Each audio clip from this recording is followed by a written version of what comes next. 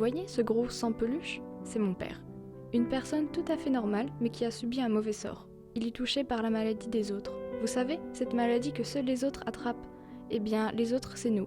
Cette maladie, c'est le cancer. Monsieur Ours vient d'apprendre la nouvelle et il est dévasté.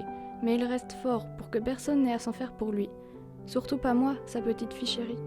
Malgré la fatigue et le manque d'appétit qui le mine depuis plus de 3 mois, il est toujours présent pour nous, les autres. Monsieur Ours va de plus en plus mal et se renferme sur lui-même. Il a commencé par ne plus blaguer. Dorénavant, il ne parle plus. Je ne fais jamais d'allusion à la maladie car, d'une certaine façon, la parole est magique. Ne pas en parler efface cette vérité cruelle. Et ça a marché, les premières semaines. J'étais presque heureuse, en tout cas satisfaite. Je suis fille unique, je me sens responsable, et en n'évoquant jamais la maladie, j'ai maintenu ma famille à flot. Je n'étais pas seule pour autant, ma mère était là aussi, et je savais qu'elle voulait m'en parler, me dire ce qu'elle ressentait. J'étais sa seule confidente. Moi, je demeurais concentrée sur cette sentence. Ne pas en parler égale il ne se passe rien. J'évitais maman. Je regrette.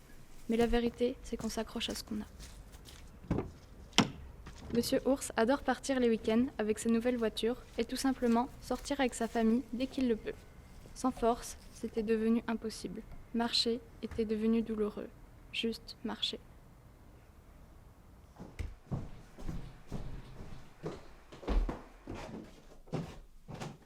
Il restait allongé dans le noir, à contre-cœur. Pourquoi ? Il refuse d'être traité comme un malade. J'ai continué à faire comme si de rien n'était, et la situation était de plus en plus lourde pour moi.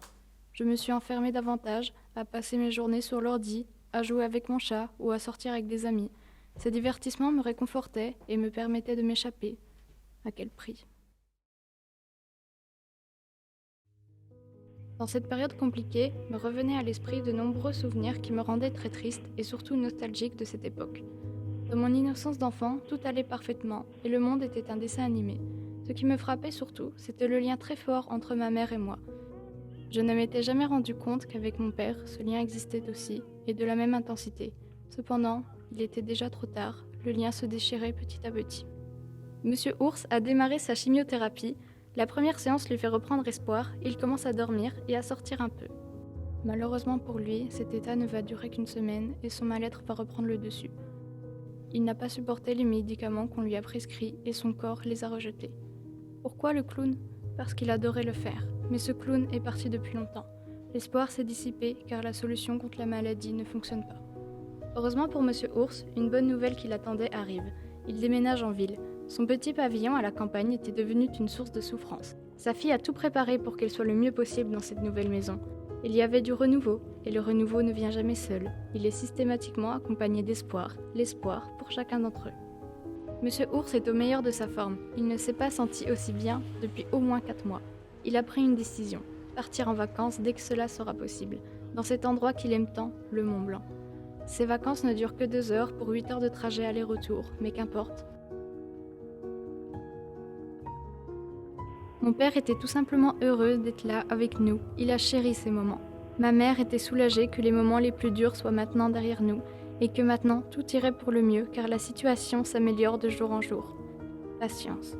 Quant à moi, même si je savourais ces moments de répit, voire de renaissance, je demeurais sur mes gardes car avec cette maladie, rien n'est acquis. Soudainement, après une séance de chimiothérapie, l'état de mon père empire considérablement. En un jour seulement, toute sa peau se met à le gratter sans cesse. Il n'a plus aucun goût, plus de sensation dans les doigts et il tousse excessivement. Encore pire, quelques jours plus tard, il n'est plus capable de marcher. Ses forces l'ont abandonné et ses membres le font souffrir. Il ne dort plus et ne mange quasiment pas car ses dents se déchaussent et son appétit a disparu. La situation s'est dégradée d'un coup, sans un signe avant-coureur, sans que l'on puisse rien y faire. Les médecins ont prescrit des dizaines de médicaments censés l'aider, mais tout ne faisait qu'empirer son état. C'était trop pour lui. Il a perdu l'envie de s'accrocher à la vie. Nous étions tous démunis et nous nous sentions faibles de ne pouvoir l'aider. Il criait de douleur et pleurait sans larmes tellement il était déshydraté. Ma mère et moi étions les témoins impuissants de cette maladie et de la dépression de papa qui prenait le contrôle sur lui. Ce gouffre sans fin et sans issue a duré environ 1 mois. Mon père s'est raccroché à ses proches grâce à Facebook.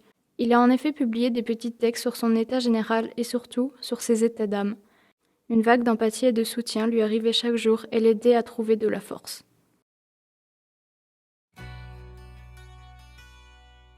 Maintenant, mon père va beaucoup mieux, les bonnes nouvelles s'enchaînent.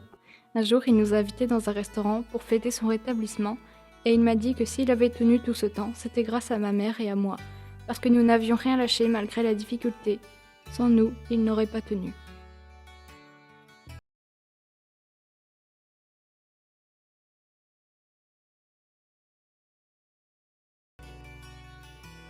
C'est grâce à ces paroles que j'ai compris l'importance de tous ces liens qui nous unissent, même si on existe de plus puissants que d'autres, ils ont tous leur importance à jouer dans nos vies.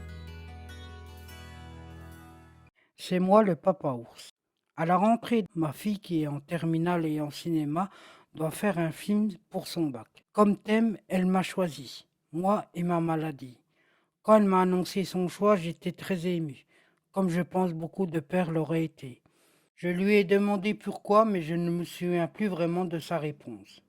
Mais je crois que c'est une façon d'accepter ma maladie et de me montrer son ressenti par rapport à ça. Avec ce projet, elle m'a montré que je devais me battre contre ce cancer et que ma vie doit continuer et bien sûr qu'il y aura des hauts et des bas, mais la victoire sera toujours au bout.